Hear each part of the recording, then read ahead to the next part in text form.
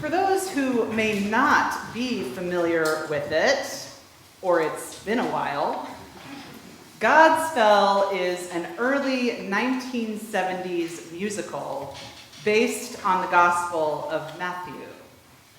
As it says in your bulletin, the score's lyrics, many of which we are hearing this morning, come from hymns found in the Episcopal Hymnal.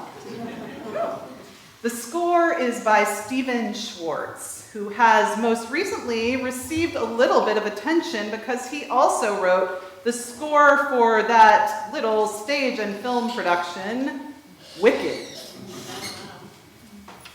Schwartz is Jewish, so you might wonder why he found inspiration in this particular book, or indeed, in this particular subject. For the answer to that wondering, you have to go back a step in the story. Because Godspell began its life as a master's thesis of a Carnegie Mellon student named John Michael Teblak. At the time, Teblak was having a hard time deciding between two potential professional paths. The first one being theater writer and director. Can you guess the second? Episcopal priest. Similar. Exactly. It does seem that in Godspell, Teblak, who died at the very young age of 35, found a balance between his two potential vocations because he wrote a sermon that has outlived him and continues to be preached on Broadway and in movie theaters and in churches like ours and in scrappy regional theaters and high schools and colleges around the world. In 1975, Teblak told Dramatics magazine that in reading the Gospels straight through in one sitting, he had derived an enormous amount of joy and excitement. And in his excitement, he went to attend a sunrise Easter service, and he described his experience as follows. An old priest came out and mumbled into a microphone, and people mumbled things back, and then everyone got up and left. Instead of healing the burden or resurrecting the Christ, it seems those people had pushed him back into the tomb. They had refused to let him come out that day. I went home and realized what I wanted to do with the Gospels. End quote.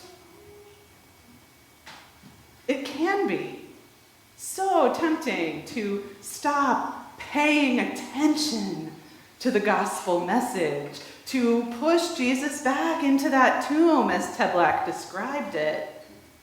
Tune the message out. The message of excitement and great challenge. To kind of coast through this life. And the thing is, Jesus of Nazareth knew about this temptation. This morning, he is moving through the countryside, and by now he has amassed a large crowd of followers. An audience, if you will. And I bet it felt really good to be among that big crowd. I bet people had developed some routines by that point. Maybe some of them had little travel pillows and blankets and snacks packed with them. Maybe they had gotten comfortable, started tuning out the message of excitement and great challenge, and started coasting.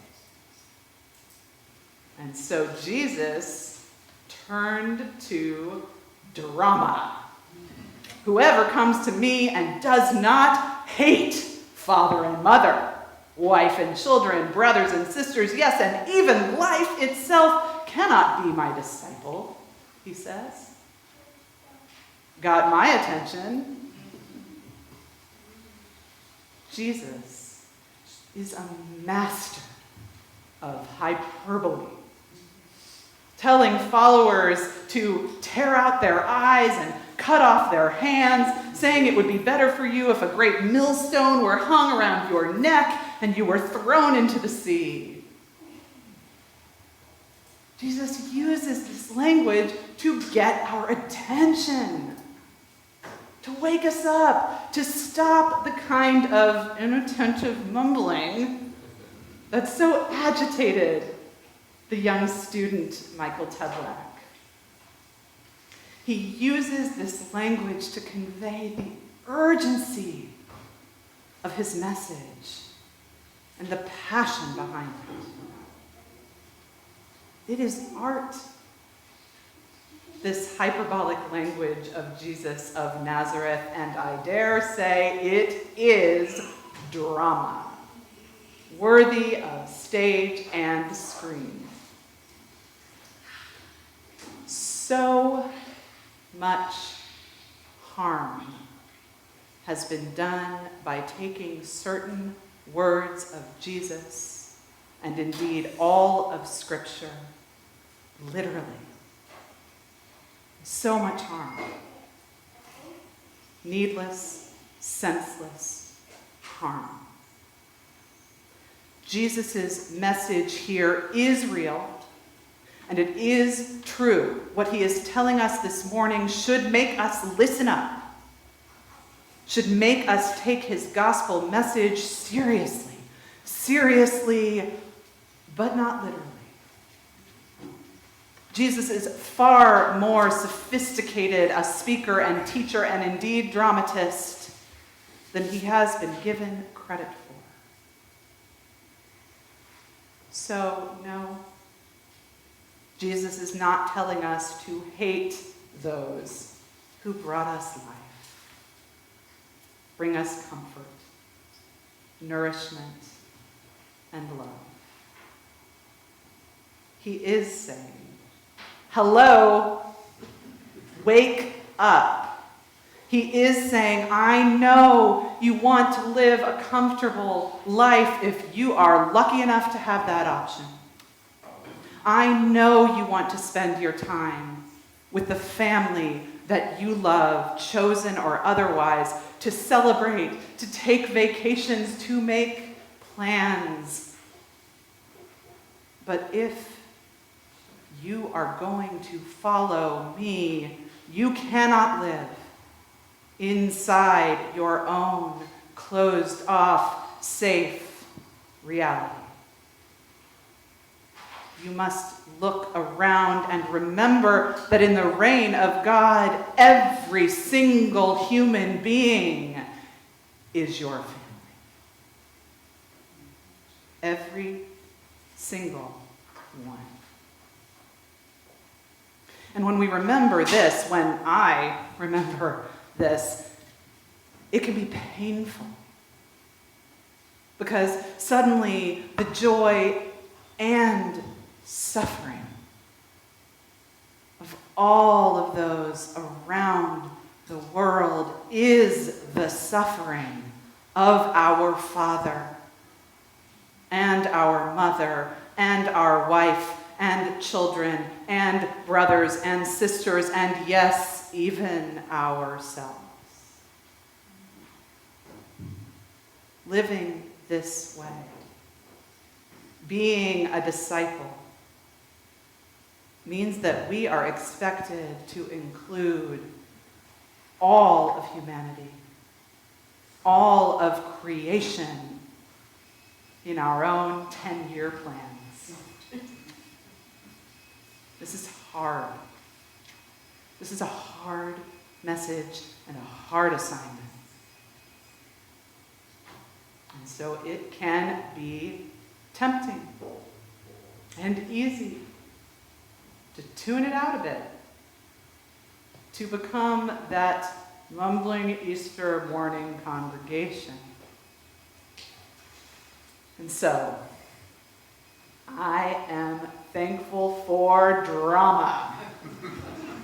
For the drama that calls me back to attention over and over and over. For the dramatic hyperbole of Jesus that makes us sit up in our pews when we hear it.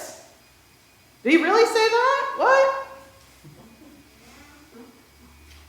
I am thankful for John Michael Teblack, who saw that disconnect between the urgency of the gospel and the inattention of God's people that would send Christ's voice back into the tomb.